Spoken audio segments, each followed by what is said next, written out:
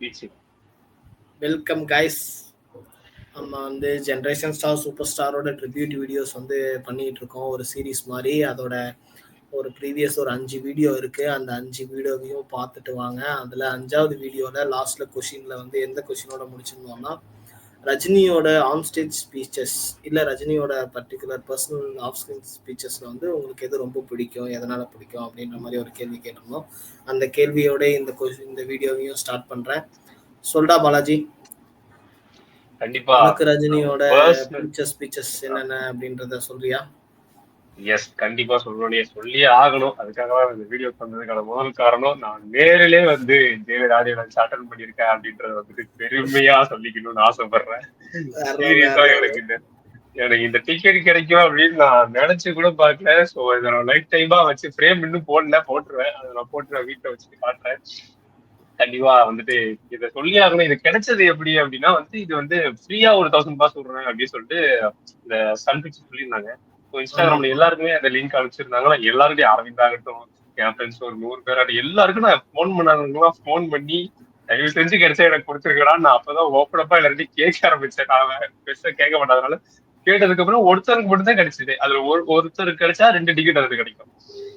So நானும் என் ஃப்ரெண்டும் வரேன்னு சொல்லிட்டேன். ஆக்சுவலா அரேந்த கூட்டு போட்டுதான் பிளானு. அது முடியல. அதனால என் ஃப்ரெண்டு வரேன்னு சொல்லிட்டான். அவனை கூட்டு போய் அது நான் போறதெல்லாம் ஒரு வரமா இருந்துச்சு.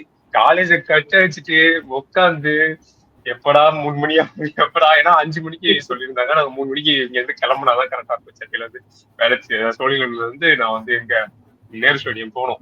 அந்த அனுபவம் எல்லாம் அப்பா, போயிட்டு வண்டியை விட்டுட்டு போறோம், டிக்கெட் உள்ள போறோம், ஸ்டேஜ் ஏறுறோம். அப்படியே எல்லாம் வராங்க, தமன்னா வராங்க, உன் பொண்ணு வராங்க, டேரக்டர் வராங்க, எல்லாரும் வராங்க. எங்கடா ரஜினின்னு எல்லாம் வெயிட் பண்ணிட்டு இருக்கோம். அந்த ஒரு போஸ்ட் வராது தலைவர் பிளாக்ல ஐயோ கதறோம் எல்லாம்.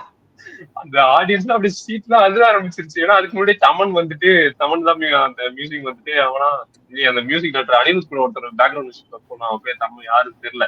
அவன் வந்துட்டு இந்த மாதிரி பண்ணுங்க, கிளாஸ் அடிங்க, ஃப்ளோர்ல கால் அடிங்க அப்படின்னு சொல்லலாம். அந்த பாஷா பிஜிஎம்காக, பாஷா அந்த பிஜிஎம் போனோடுக்காகவே மொமெண்ட்லாம் இன்ன வரைக்கும் லைஃப் டைம்ல நான் மறக்கவே மாட்டேன். நேர்ல தலைவர் பாக்குறது அப்படின்றது ஒரு தலைவருக்கான எல்லாருக்குமே பிடிக்கும் இல்லையா? ஸோ நான் அது நேர்ல பார்த்தேன். தலைவர் ஸ்பீச்சை வந்துட்டு ஃபுல்லா உட்காந்து கலங்கி கேட்டுக்கிட்டே இருந்தேன். அதுலதான் அவர் சொல்லியிருந்தாரு வந்துட்டு, அவரோட அந்த பிரவீன் அண்ணன் லாஸ்ட் வீடியோல சொன்ன மாதிரியே அவரோட ஓப்பனப்பான ஸ்பீச் வந்துட்டு ரொம்ப யதார்த்தமா இருக்கும். அவர் வந்து அவரோட நெகட்டிவ் சைட்லாம் டக்கு டக்குன்னு சொல்லிடுவாரு. இதெல்லாம் நீங்க பண்ணாதீங்க, நான் இன்னும் பல ரஜினிகாந்தா இருந்திருப்பேன். அந்த ஆடியோ லான்ச்ல சொல்லியிருப்பாரு, நான் இந்த குடி தம்மு இதெல்லாம் இல்லைன்னா நான் வேற மாதிரி ரஜினிகாந்தா இருந்திருப்பேன் அப்படின்னு அவரே மென்ஷன் பண்ணியிருப்பாரு. அதெல்லாம் சொல்லிட்டு டக்குனாவும் குடிங்க, ஆனா அளவா குடிங்க அப்படின்னு கடைசியில முடிச்சிருப்பாரு. அதுக்குமே எல்லாரும் கிளாப் தட்டினாங்க. அது ஒரு நல்ல ஒரு மொமெண்டா இருந்துச்சு அந்த இடத்துல. ரஜினியோட ஒரு பெரிய பிளஸ் அந்த ஸ்பீச்சை வந்துட்டு எங்கேஜிங்கா வச்சு கொண்டு போகணும். அவ்வளவு பெரிய நேரு ஸ்டேடியம் உங்களுக்கே தெரியும், அவ்வளவு பெருசு. எல்லாரையும் எங்கேஜிங்கா வச்சு அந்த ஸ்பாட்ல அடிக்கிறதாகட்டும், அந்த பிடிக்கிறதாகட்டும், அந்த நாடகங்கள் நடந்த விஷயங்கள் நம்ம ஷேர் பண்ணிக்கிறதாகட்டும்.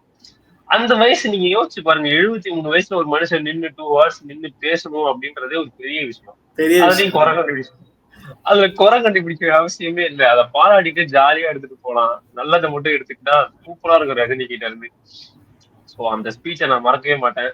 அது லைஃப் டைம் மாதிரி எனக்கு இன்னும் லைஃப்ல.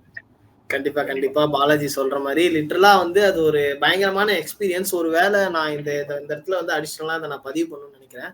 ஒருவேளை நீங்க இன்னும் எந்த ஆடியோ லான்ச்சும் போய் பார்த்தது இல்லை, உங்களுக்கு பிடிச்ச ஹீரோவோட லான்ச் பார்த்தது இல்லைன்னா தயவு செஞ்சு போய் பாருங்க. அது வந்து ஒரு எப்படி சொல்றது, அந்த எக்ஸ்பீரியன்ஸை வந்து நம்ம வந்து சொன்னா உங்களுக்கு அது தெரியாது. லிட்டரலா அது ஒரு படத்தை நம்ம அப்படியே வாழ்ந்துட்டு வந்த மாதிரி இருக்கும். நம்ம அப்படியே வந்து கிளைமேக்ஸ்ல எப்படா ரஜினி பேசுவாரு அப்படின்னு இருக்கும். அவர் வந்து அப்படி அந்த பேசுனதும் அந்த அந்த அந்த ஹோல் ஈவெண்ட்டுக்குமே ஒரு கம்ப்ளீட் கிடைச்ச மாதிரி அப்படி அது ஒரு வேற மாதிரி இருக்கும். அது அங்க போடுற அந்த அந்த அட்மாஸ்பியரே பயங்கரமா இருக்கும். ஈவெண்ட்ல இருக்கிற எல்லாருமே ரஜினி ஃபேன்ஸா இருப்பாங்க. அதெல்லாம் வந்து ரொம்ப ஒரு ப்ரீஷியஸான டயத்துல தான் கிடைக்கும். ஒருவேளை உங்களுக்கு வாய்ப்பு கிடைச்சதுன்னா கண்டிப்பா எல்லாரும் போய் பாருங்க. உண்மையிலேயே வந்து ஜெயிலர்ல வந்து ஒரு பயங்கரமான ஸ்பீச் தான் கொடுத்துருப்பாரு. ஒரு ஸ்கிரிப்ட் இல்ல ப்ராம்ப்ட் இல்ல ஒரு பேப்பரை வச்சுட்டு படிப்பாங்க. அது வந்து எந்த அளவு வந்து அவங்கவுங்க ஃபேன்ஸுக்கு வந்து மேபி அது வந்து சுவாரஸ்யமா இருக்கும்.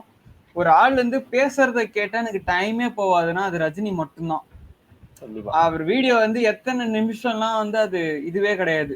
அது கேளு. நீங்க பேசுறீங்களா, நான் கேக்குறேன் அப்படிங்கிற ஒரு மோடுக்கு நான் போயிடுவேன்.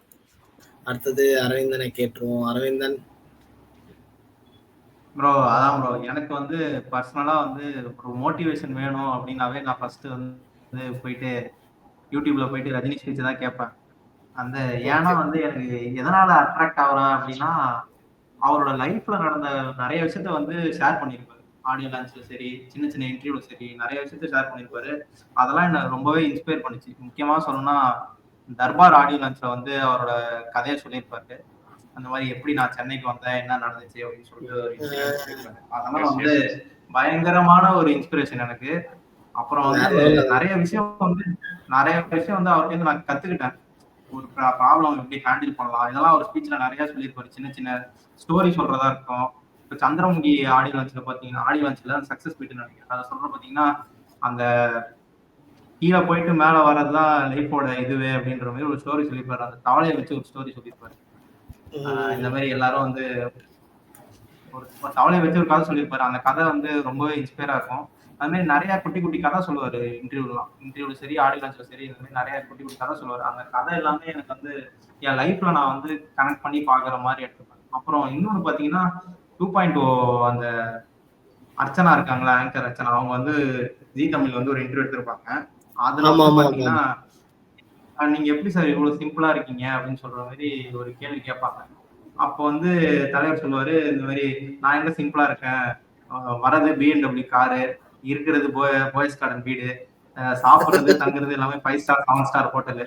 நான் வந்து சிம்பிளா ட்ரெஸ் பண்ணிட்டு வரதுனால நான் சிம்பிளா இருப்பேன், சிம்பிளா இருக்கேன்னு நீங்க சொல்லிடக்கூடாது அப்படின்னு சொல்றாங்க. இது வந்து எப்படின்னா இவ்வளவு ஓப்பனா வந்து அவர் அந்த இடத்துல சொல்லணும்னு அவசியமே இல்லை. சிம்பிளா இருக்கு, ஆஹா நம்மள ஒருத்தவங்க புரிஞ்சு பேசிட்டாங்க அப்படின்னு சொல்ற மாதிரி அவர் அதை காமிச்சிட்டு போயிருக்கலாம். ஆனா வந்து இவ்வளவு ஒரு ஓப்பன் ஹார்ட்டடா இருக்கிறது வந்து யாரால முடியும்னு தெரியல.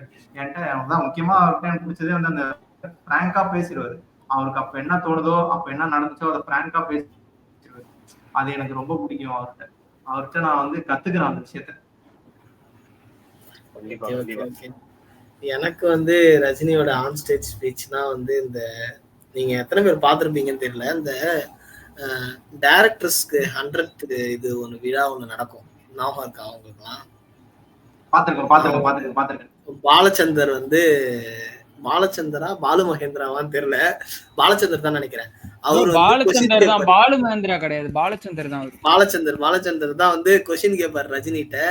ரஜினி வந்து அது ஒரு மாதிரியா, அவர் ஒரு ஸ்டூடெண்ட், ஒரு டீச்சர் ஸ்டூடெண்ட் மாதிரி இருக்கும். அது செமையா இருக்கும். அந்த கொஸ்டின் எல்லாம் பேப்பர்ல வச்சுட்டு கேட்பாரு. ஏன்னா ரஜினிய வந்து நம்ம யாரும் வந்துட்டு நீ வா போன்னு பேசி நம்ம பார்த்திருக்கவே மாட்டோம். அதுவே ஒரு கியூ கூட இருக்கும், நான் வந்து அந்த மாதிரி கூப்பிடலாமா அப்படின்னு அவர் கேட்பாரு. அது வந்து ஒரு ஹோல்சம் வீடியோ.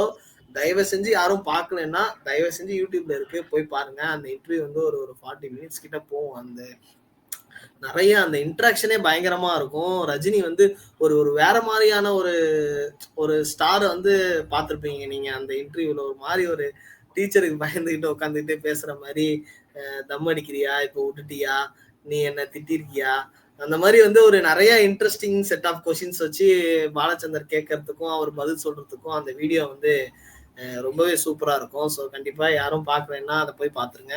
ஸோ இதுதான் வந்து ஆன் ஸ்டேஜில் வந்து எனக்கு ரஜினியோட ப்ரெசன்ஸ் ஸ்பீச்சஸ்ல வந்து ரொம்ப பிடிச்சது. அந்த இன்டர்வியூ நான் சொல்லுவேன். இந்த ட்ரிபியூட் சீரீஸோட ஃபைனல் கொஷினுக்கு நம்ம வந்துட்டோம். இந்த கொஷின் என்னன்னா, எப்படி வந்து சூப்பர் ஸ்டார் வந்து இவ்வளோ வருஷம் வந்து சூப்பர் ஸ்டாரா இருக்காரு, ஒரு ஜென்ரேஷனே எப்படி ரஜினேஷனா மாத்தினாரு, எப்படி வந்து அவர் வந்து கன்சிஸ்டண்டா வந்து பேக் டு பேக் ஹிட்டு கொடுத்தாரு என்ன ஃபெயிலியர்ஸ் படம் வந்தாலும், அப்படின்றதுதான் இந்த சீரீஸோட கடைசி கொஷின். இந்த கொஷினுக்கு வந்து உங்களோட ஆன்சர்ஸை வந்து கமெண்ட்ல பதிவு பண்ணுங்க. கண்டிப்பா நாங்கள் வந்து கண்டிப்பாக எதிர்பார்க்குறோம். உங்களோட சப்போர்ட் கண்டிப்பாக எங்களுக்கு தேவை. அதுக்காக தான் இந்த ட்ரிபியூட் சீரீஸே பண்ணுறோம். இந்த ட்ரிபியூட் சீரீஸோட ஃபைனல் கொஷின் அதுதான், how super star so consistent like this, எப்படி வந்து ஜென்ரேஷன் ரஜினேஷன் ஆனதுன்றதை வந்து கமெண்ட்ல சொல்லுங்க கைஸ். பாய்.